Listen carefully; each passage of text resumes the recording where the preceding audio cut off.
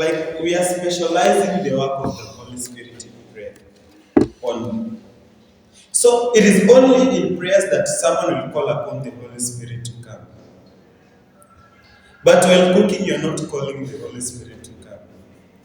When you are walking, you're not calling the Holy Spirit to come and show you how you should walk. By the way, that walking style, are you given or guided by the Holy Spirit? The Holy Spirit today will show us everything. See? And what is this everything? What is this everything? Why should we specialize the work of the Holy Spirit mostly in prayers and sometimes in teaching the Word of God? And we fail to involve the Holy Spirit in these other things. We are making the Holy Spirit to be idle.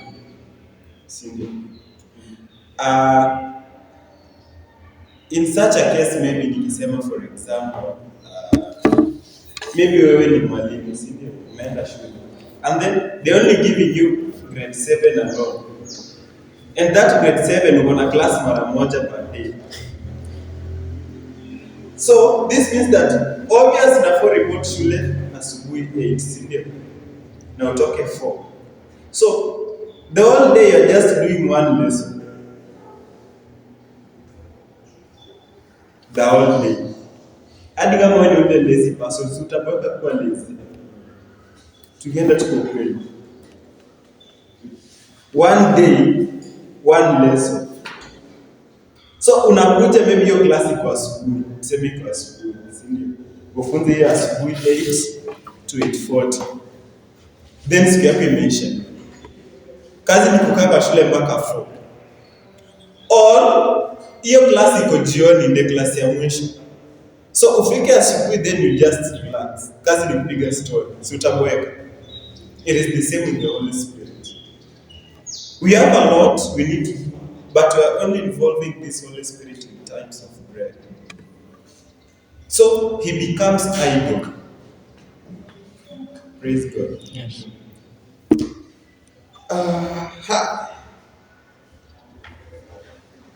Now, talking about the Holy Spirit being the third in the Trinity, and also knowing that the Holy Spirit being third in the Trinity is not the least of all. They are all one. Yes. Now, this Holy Spirit ijakuja when the time of Jesus living. The Holy Spirit was there from the beginning. And that is why in the creation, in Genesis chapter 1, verse 20 something, 26, when God was creating man, he said that let us make man. Who are these us? Let us. If God was alone and he said, let I and let me. Let me simply make man. But he's now saying that let us make man. So this means that God is not working alone from the beginning. He was working with God the Father, the Son, and the Holy Spirit. And the Holy Spirit is very active. That's why he was hovering above the waters.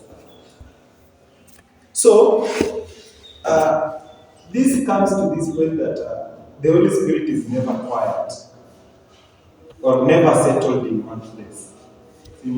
Because na pia anafaa mtu mwenye anapenda kuenjoy because hovering above the water, so you're just moving.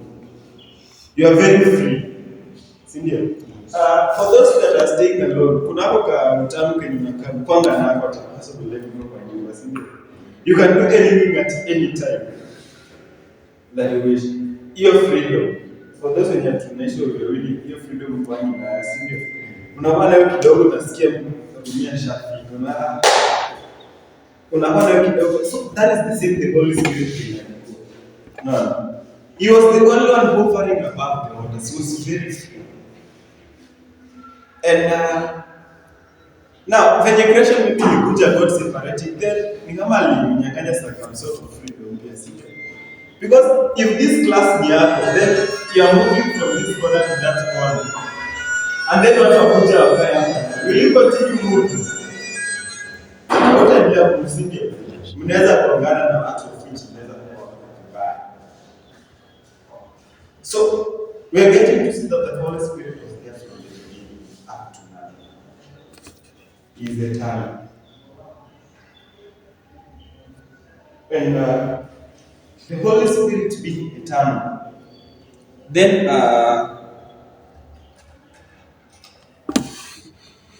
he has attributes, and he is a human being, not a human being. He has life. The Holy Spirit has life. He has life. It is not it. He has life. Sarah Joy. The Holy Spirit has life.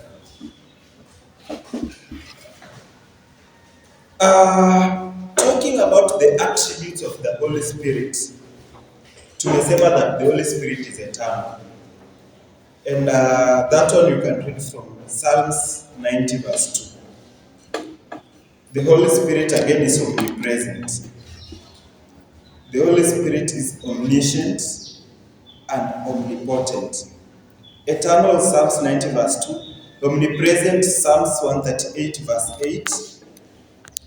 Omniscient, Romans 16 verse 27.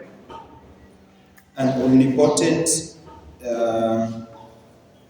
that is Matthew 19:26. Eternal, Psalms 90 verse 2.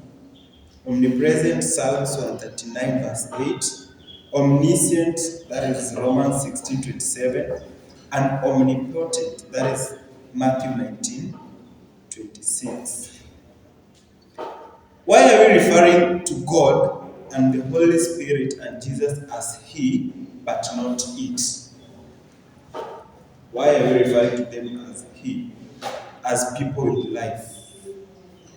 And the first one, we get to know that He has intellect. The Holy Spirit, God, Jesus, they are intellectuals. They have intellect. And that one you can read from 1 Corinthians 2 verse 11. 1 Corinthians 2 verse 11.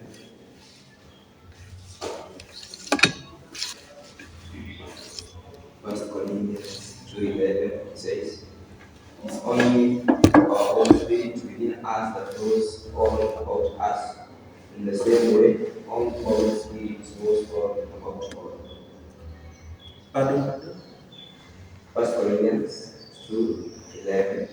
"It is only our own spirit within us that knows all about us. In the same way, only God's spirit knows all about God." Yeah. So, the intellectual part, it is you alone. When the spirit in you, it knows the real you. It knows the real you. But you are told that God, the Spirit of God also, knows everything about me. Knows everything about you. Yeah.